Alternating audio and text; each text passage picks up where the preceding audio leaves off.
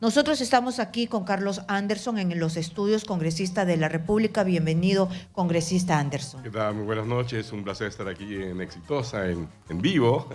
Muchas gracias por estar aquí. No había hecho antes, pero estaba mirando un poco las imágenes de los saludos. Yo no he ido, por si acaso. Sí. Estoy viendo que hay varios congresistas que están ahí. Están en lo que se conoce el besamanos, ¿no? Claro, pero por ejemplo, ¿ves? Edgar Tello, uno de los que como yo, por ejemplo, dice que la señora debería renunciar. Pero ahí está que le besa la mano. Está. Entonces yo, por ejemplo, no he ido por eso, porque creo que uno tiene que ser coherente, ¿no? En este momento, por si acaso, la presidenta de la República está recibiendo los saludos protocolares de diferentes funcionarios, autoridades y entre ellos los congresistas. Usted habrá sido invitado y me dice que no ha ido porque quiere ser coherente con lo que dice, sí, y usted le ha dicho que se debe ir. Por supuesto, efectivamente, ¿no? Muy bien. Entonces, yo quisiera empezar con esto. ¿Le pareció un discurso que tenía sustancia o no tiene sustancia? Tiene elementos sustantivos, ¿no? Presentados de una manera un poco alocada, creo. Desordenado, yo. ¿no? Desordenado, ¿no? No hay mensajes, digamos, memorables, que es lo que normalmente uno busca en un mensaje político de esta naturaleza, que la gente diga, me quedé con esta frase, me quedé con esta impresión, porque evidentemente nadie tiene la fuerza suficiente para, primero, aguantarse 3 horas de escuchar con detalle a una colección de números, ¿no? Muchos de los cuales, pues, han sido, estoy seguro, simplemente recolectados de los ministerios, ¿no? Y pegados de una forma nuevamente desordenada, ¿verdad? En lo que se refiere, digamos, a las cosas que se han podido hacer, que no hay mucho porque son 7 meses realmente de esta nueva gestión, entre comillas, ¿no? Y el resto, pues, es una colección de promesas, ¿no? De promesas, incluso muchas de ellas, eso sí, trabajadas, digamos, desde un punto de vista de marketing político, ¿no? Porque, por ejemplo, una cosa es anunciar una obra de 700 millones y otra cosa es anunciar que se ha terminado el estudio técnico de una obra de 700 millones, ¿verdad? Porque entre el estudio técnico y la obra pueden pasar varios años, claro, ¿no es cierto? Hay un enorme camino de diferencia. A mí se me llamó la atención y me impactó cuando dijo destrabar algunas obras y habló del Hospital de Chulucanas, y yo acababa de entrevistar hace muy poco al director del Hospital de Chulucanas diciendo que se le había inundado el Hospital de Chulucanas. Entonces decía, aquí, ¿cuál es la gran noticia? Sí, no, efectivamente, mira, tú sabes que hay en total $1.000 millones ya en activos hospitalarios que están medio atrapados, ¿no? Y claro, qué bueno que hay un interés por destrabarlos. No entiendo bien el mecanismo que han utilizado, ¿no? Yo hubiera pensado que la mejor forma de hacerlo es a través de un fondo de compensación que permita separar el activo, o sea, es decir, el hospital, ¿no? De los posibles pasivos que pueden surgir por las denuncias y todo ese tipo de cosas. La verdad es que no entiendo cómo lo han hecho. Supuestamente han destrabado 20. Voy a averiguar un poquitito en qué medida han sido destrabados. Pero lo que me llama la atención es el anuncio de 7.000 millones de soles para nuevos hospitales de alta complejidad. Y uno dirá, bueno, sí, pues se necesitan más hospitales de alta complejidad. Correcto. Pero más urgente es tener postas médicas, es decir, lo que se llama la primera línea. El primer nivel de atención. El primer nivel de atención. Que tanto se ha dicho durante la pandemia, ¿no? Claro, y no lo tenemos, ¿no es cierto? Entonces, yo digo, 7.000 millones de soles los gastas realmente en el primer nivel de atención y te aseguro que la salud cambia en el Perú. Porque además también hay un problema, fíjate, que no se dice. Tú tienes un hospital de alta complejidad y el problema es, bueno, ¿y quiénes van a ir ahí? No tenemos profesionales. Claro, ¿qué doctores, qué gestores de salud, qué enfermeras? El déficit que tenemos nosotros de profesionales de salud, de enfermeras, de gestores, etcétera, es enorme. Estoy hablando que hay que multiplicar por 3 o por 4 o por 5, más o menos para estar en el nivel latinoamericano. Con eso te digo todo. Entonces, a mí me parece un despropósito, pero claro, como siempre, es mucho más atractivo, digamos, construir grandes edificios, porque ahí pues sucede todo, ¿no? Claro, como pasó con Reconstrucción con Cambios, ¿no? Que se debieron hacer estas obras de gran envergadura, pero se optó por los colegios porque se podía en realidad inaugurar más rápido como los hospitales. Claro. y vamos a caer en lo mismo. ¿A usted le parece que se va a lograr algo con los anuncios para frenar las consecuencias del fenómeno del Niño? Me parece que ha sido muy poco, muy escaso, o se ha perdido en tanta Mira, palabra. a ver, una de las cosas que, por ejemplo, hubiera sido importante es que hubiera habido realmente un balance de la actividad, ¿no?, de la gestión. Porque si hubieran hecho un balance, hubieran podido decir, miren, esto es lo que hicimos, esto es lo que quisimos hacer y no pudimos hacer. De lo que hicimos, esto es lo que hicimos bien y esto es lo que no hicimos tan bien. Si hubiera sucedido eso, hubieran podido decir, por ejemplo, en el tema del dengue, ¿no?, que les tocó gestionar, gestionamos mal. Tenemos que empezar a gestionar mejor, ¿no es cierto? El dengue y otras más son pues cosas que suceden con mucha regularidad. Lo del niño está pero súper anunciado. Si nosotros esta vez no enfrentamos el niño, ¿no?, de manera de limitar y de minimizar, digamos, los estragos que te puede causar, es porque realmente no merecemos llamarnos país. O sea, realmente sería alucinante que teniendo los recursos, teniendo el tiempo, ¿verdad?, para poder empezar a trabajar en serio. Así que ahí a mí no me da mucha confianza, porque ya te digo, lo del dengue ha sido un desastre, ¿no? Y habían los recursos, habían todo lo demás. Entonces, en la medida en que todavía se siga pretendiendo que tú puedes separar el mundo de la política, del mundo de la gestión económica, social, etcétera, vamos a seguir teniendo lo que tenemos hasta ahora, que es bombos, intentos por vender imágenes, mensajes que no se condicen con la realidad. Si uno solamente escucha el mensaje de la señora presidenta y luego ve las imágenes de la protesta, dice, ¿pero de qué protestan? Si aquí estamos en una maravilla, ¿no? Yo por lo menos he escuchado un país de la maravilla. Ni Barbie, el mundo de Barbie es tan lindo como el que ha... rosado y bonito. Ni tan rosado, claro, exacto, ¿no? Claro. O sea, faltan los globitos nada más, ¿no? Sí, pero es que si nosotros vemos y recordamos la historia reciente, nos vamos a dar cuenta que gestionar no sabemos. Estábamos en la pandemia y nos fue catastrófico. Y claro. es decir, el tema de los cambios climatológicos lo acaba de decir la Organización Mundial de la Salud, la ONU, ya no sé ni quién lo ha dicho, que se nos viene casi todo encima. Pero por es supuesto. decir, que nosotros no estamos preparados. Pero desde hace años, ya te digo, porque hay lo que se llaman estos modelos de cambio climático, y todos los modelos, cuando tú los corres al 2026, al 2030, etcétera, uno de los países que sale así, pero rojo, Así rojo, nosotros. es Perú. Sí. Que implica básicamente que la zona de la costa norte en particular se queda sin agua.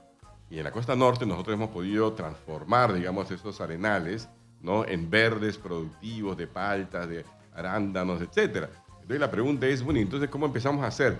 Y yo pregunto, por ejemplo, miren, en todas esas Pero en todo el 72 discurso, páginas. sí, pero yo ¿dónde le está pregunto a eso? usted. Sí. Yo le pregunto, porque acá dice que Sí. se va a hacer 1, 2, 3, 4 cosas, dijeron varios, y números Sí. tras números tras números, pero en realidad hay sustancia, hay carnecita. No sé, mira, aquí solamente habría que juntar las manos y decir, ojalá. Como te digo, el daño que se puede producir va a ser muy duro, a pesar de que ahora hay algunos cambios que dicen que de repente que este niño medio costero, digamos que no va a ser tan duro como se espera, pero uno debe realmente esperar siempre, prepararse para lo peor y esperar lo mejor, ¿no?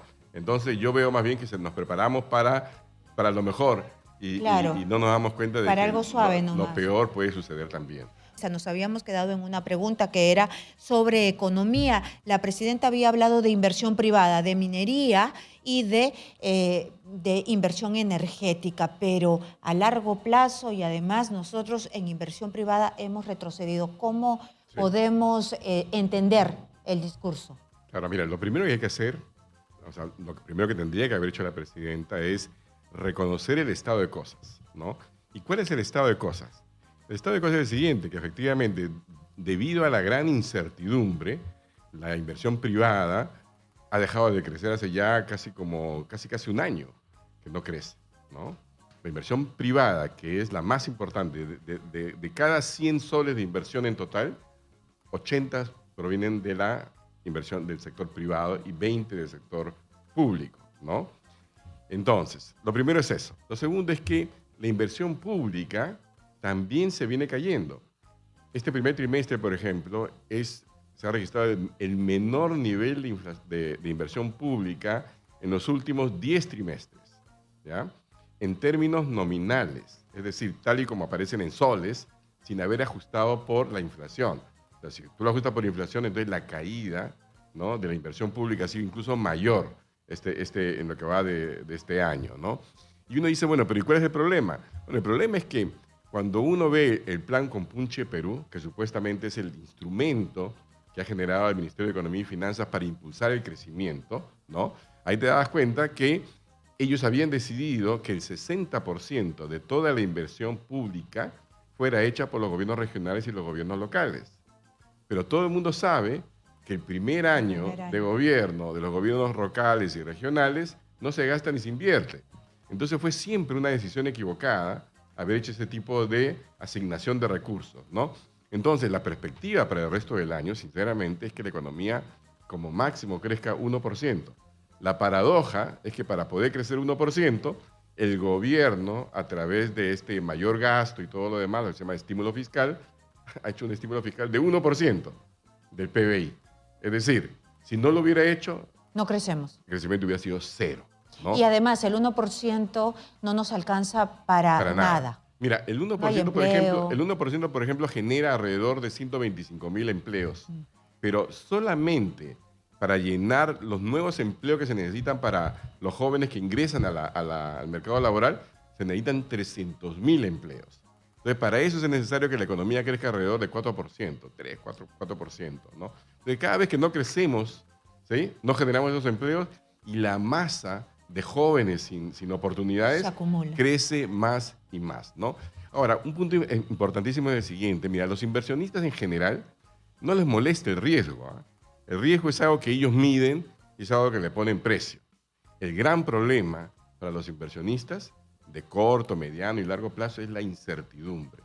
Y lo que reina en el Perú es justamente la incertidumbre. Tú ves, por ejemplo, las encuestas te dicen, ¿usted cree que este gobierno llegará al 2026? No, la mayoría dice que no. Bueno, puede haber un acuerdo político entre el Ejecutivo y miembros del Legislativo, de acuerdo, pero eso no asegura que así sea el caso, ¿no? Entonces, por eso es una de las razones por las cuales yo digo, hay que poner coto, hay que cortar con esto y hay que volver a empezar para darle un poco de claridad a los inversionistas locales y a los inversionistas internacionales, ¿no?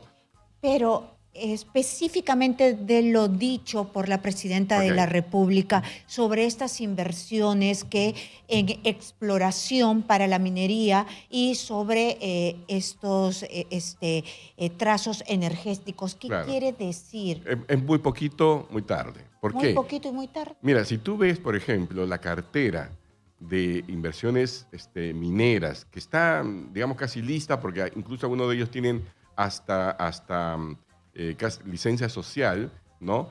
De los 52, 50 más o menos que hay, unos 30 y tantos deben tener licencia social, siguen dormidos ahí. Y siguen dormidos porque nadie puede asegurar un mínimo digamos, de ausencia de violencia en el corredor minero y todo. Hay una serie de zonas del país en las cuales básicamente el Estado ha abandonado.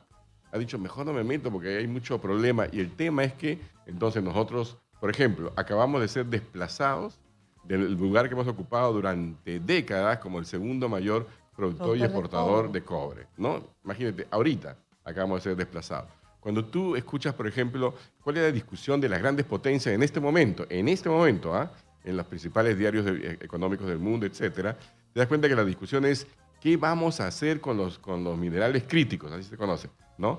Y dice, ¿qué minerales críticos y por qué? ¿Cuál es la pregunta?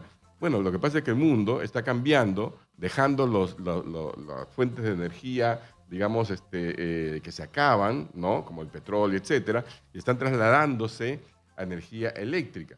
Pero para generar energía eléctrica, ¿qué necesitas? Cobre, grandes transmisores, cobre, litio, zinc, cobalto. Y el Perú tiene todo, absolutamente todo, pero estamos ausentes de la conversación, ausentes de todo este tema. Entonces, esas son las cosas que realmente a mí por lo menos me dan muchísima frustración, porque digo, quizás nunca tengamos una oportunidad tan grande como la que tenemos hoy, le estamos dejando pasar. ¿Por qué? Por un lado, por cobardía del gobierno que no se pone los pantalones y dicen, ¿sabe qué cosa? Aquí hay proyectos que han sido bien trabajados, proyectos mineros, ¿no? que tienen licencia social, que tienen sus estudios medioambientales. Entonces hay que ponerlos a trabajar, porque si no, si tú no exploras, si tú no explotas, entonces, ¿qué? Tienes un montón de riqueza dormida, ¿no? Pero eso requiere, pues, decisión. Ujú. Muy bien, entonces en el tema todavía parece que se avanza poco, lento y no llega. Y no Es llega. de todo lo que tenemos es una partecita muy pequeña, aunque Claro. se haya presentado como grande. Sí, por supuesto. Aquí hay mucha grandilocuencia en los números, pero ya acabo de dar digamos, la cifra, porque si hubiera realmente una gran actividad de exploración, una gran actividad de explotación minera, el PBI volvería a crecer pues 6, 7, 8% como si nada. Claro, pero la incertidumbre es precisamente la que no Exacto, nos exacto. permite Por avanzar. eso es que el gran error, creo yo, en el gobierno es creer que se puede realmente seguir caminando por cuerdas separadas entre la economía y la política. No es así, nunca ha sido así y no va a serlo tampoco ahora. Ujú. Y sobre estas facultades legislativas que ha pedido la presidenta de la República para poder ella endurecer, porque eso es lo que quiere, ¿no? Endurecer las penas para pelear contra la criminalidad, porque sí hemos visto que ha habido un incremento de la violencia. Sí, totalmente. Pero a ver, ahí el enfoque también es equivocado. Y lo voy a decir por qué. Fíjate, tú no puedes tener un país como el nuestro con un promedio de, si mal no me equivoco, es alrededor de 4,4 policías por cada 100.000 personas. ¿Me escuchaste, no? Hay lugares del país donde solamente hay 2,8, 3 policías por cada 100.000 personas. Tenemos en todo el país 148.000 más o menos policías.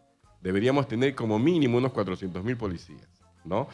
El cuerpo policial tiene su propio plan al 2030, que implica una inversión de 1.350 millones de dólares. 1.350 millones de dólares que haría que la policía tuviera los recursos suficientes, que los policías no tuvieran que comprarse sus propias balas, sus propios chalecos, ¿no? Sino que tuvieran los recursos. No estaríamos cerrando escuelas de policía, sino más bien fortaleciéndolas, etcétera. Y uno dice, ¿y por qué el Perú no puede, o sea, el presupuesto no puede tener, aquí tienen ustedes, señores policías, 1.350 millones, ahora sí vayan y peleen contra la delincuencia? Y dicen, bueno, es que no hay suficiente dinero. Y yo digo, ¿no hay suficiente dinero? Perdón. En menos de 2 meses, el Ministerio de Economía y Finanzas le dio 2.500 millones de dólares a Petroperú para el tema de la refinería de Talara.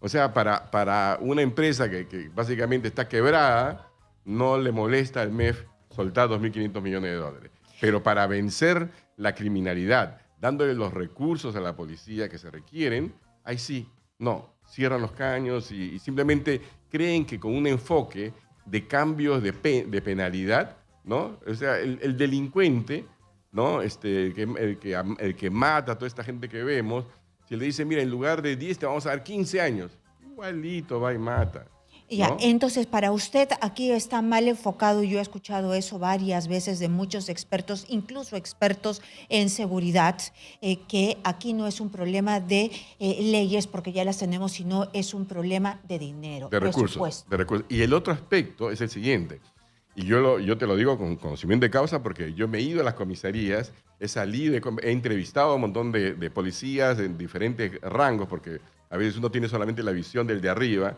y a mí me ha interesado tener la visión de todos, ¿no? Y una de las cosas que descubrí, fíjate, es que en su gran mayoría, gente que conoce muy bien, que tiene localizados los barrios, yo soy de los barrios altos, ¿no? Y me he paseado con los policías, me dicen, mira, sí, pues en tal barrio, en tal otro barrio, está esta gente, y dice, pero no podemos hacer nada, ¿sabes por qué? Porque yo, por ejemplo, me decía uno de ellos, yo tengo 7 denuncias fiscales, porque los delincuentes han aprendido a utilizar también la ley. Entonces, para todo te denuncian por abuso de autoridad. Entonces, los policías, en su mayoría, están maniatados. Habían como 15 policías en un momento y le pregunté, ¿usted cuántos tiene? Yo tengo 5, y usted, yo tengo 2, yo tengo 7, yo tengo 9, yo tengo 1. Entonces dice, claro, no quieren salir, no quieren intervenir porque se enfrentan, ¿no?, a la, digamos, denuncia fiscal. Entonces, si tú los tienes sin recursos, anda a cualquier comisaría del Perú y te vas a encontrar pues con cementerios de autos, cementerios de motos, ¿no? Haciendo rifas para ver... No tienen ni combustible. No tienen combustible Sí, ni sí. nada por el estilo, no tienen internet. Entonces, ¿cómo vas a mandar a pelear contra la delincuencia si no le das los recursos y tampoco le das la necesaria, digamos, protección legal para poder actuar con firmeza frente a la criminalidad? Yo creo que por eso el enfoque de decir, denos las facultades, vamos a cambiar toda la ley y vamos a endurecer, ese es otro engañamuchacho. Ujú. Muy bien. Entonces, en síntesis, vamos a ver qué es lo que logra hacer después de que la presidenta habló tanto. Hay que esperar. No, dos cosas. A ver. Uno es esperar, pero lo más importante, ya que nos ha dado el detalle de 50 y no sé cuántas No sé, mil cosas que vamos a hacer y que todo, hay que empezar a tomarle nota. Yo por lo menos voy a hacer mi cuadernito. A ver, dijiste tal cosa, Dicho. A, B, C, D. Porque la verdad es que si tú sumas todo eso, son varias veces el presupuesto nacional, ¿no? Entonces, quiero saber a ver qué tipo de magia hace, ¿no? Bueno, entonces vamos a esperar que usted haga el 1, 2, 3, 4, a ver, porque de repente sí se ha extendido tanto que de repente ni recursos Mira, hay. en su mayoría en realidad también es que son recuentos de cosas que ya estaban en camino, ¿no? Lo que pasa es que todo lo presentan como nuevo, ¿no? Dicen Chavi Moche, ¿no? Chavi Moche tiene pues, ¿cuánto ¿Cuántos tiempo? años? Sí, Pues. Siguas, sí, que va a dar no sé cuántas cosas más. No nos dijo que, por ejemplo, Siguas, ahí seguramente vamos a tener que denunciar el acuerdo y eso va a significar 130, no sé cuántos millones de dólares. O sea, hay cosas que no te dicen, hay mucha imprecisión en estos temas, ¿no? Bueno, yo creo finalmente que esta es una oportunidad perdida de la presidenta, porque ella podría haber utilizado la ocasión para tratar de reconectar con el país, para tratar digamos, de terminar con esta locura que significa que una presidenta o un presidente no pueda ir a toda una región del país, al Claro, sur de no hay Perú. vacuno. Le falta, ¿no? Un poco, carambas, de valentía política. Ella es la presidenta. Si el señor Biden en los Estados Unidos se apareció en medio de Ucrania, en plena guerra, ¿no? O sea, por supuesto, con toda la protección, etcétera, ¿por qué la presidenta no puede ir a Puno y buscar directamente una conexión? Ella que habla quechua, ella que es mujer andina, ¿no? ¿Por qué no hace un esfuerzo real por conectar con ellos, en lugar de vivir la fantasía de que yo soy la presidenta de este nuevo gobierno como si hubiera sido elegido por quién, ¿no? Ella sigue en esa fantasía. Ella es simplemente la continuidad del gobierno del señor Castillo y nunca ha tenido la decencia de decir, me equivoqué, nunca debía haber sido parte de ese gobierno o debía haber hablado cuando veía todos estos casos, ¿no? Evidentes de corrupción, pero ella, no nos olvidemos, hasta el día anterior al golpe, calladita, ministra, vicepresidenta.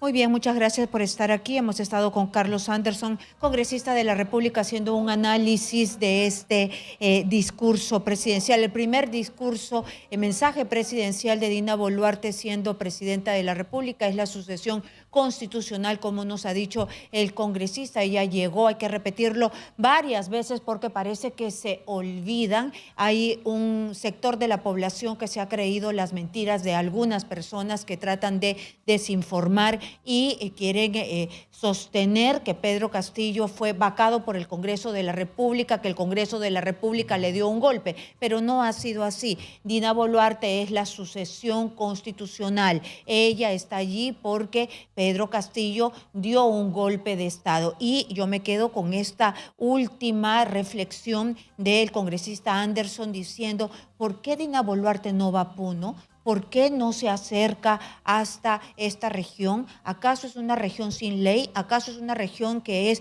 imposible de llegar? Nadie dice que vaya pues ella con su bandera blanca y solita. No, ella tiene que ir resguardada, por supuesto, es la presidenta de la República, pero es una mujer quechohablante. Las mujeres no nos morimos de miedo de nada. ¿Por qué?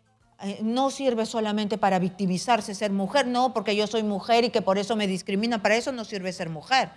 Ser mujer sirve para muchísimas cosas, ser valiente, hablar quechua como ella, tratar de entablar diálogos. De repente para una mujer le es más fácil, ¿no?, que para Otárola, ¿no? De repente Otárola no puede. De repente creen que es el poder en las sombras y que él es más bien un elemento con el que no quieren hablar, y con Dina sí. ¿Por qué no trata? ¿Por qué no va? ¿O es que cree que no puede? debería hacer eso. Más bien, le ha dado un guiño al Congreso de la República, me parece a mí. Vamos a extenderlo con otro de los invitados que tenemos, pero el Congreso de la República me parece que lo habrá tomado bien, lo habrá tomado mal. Después nosotros vamos a seguir hablando de esto, pero Dina Boluarte habló de el Congreso de la República. Escríbeme, Roy, por favor.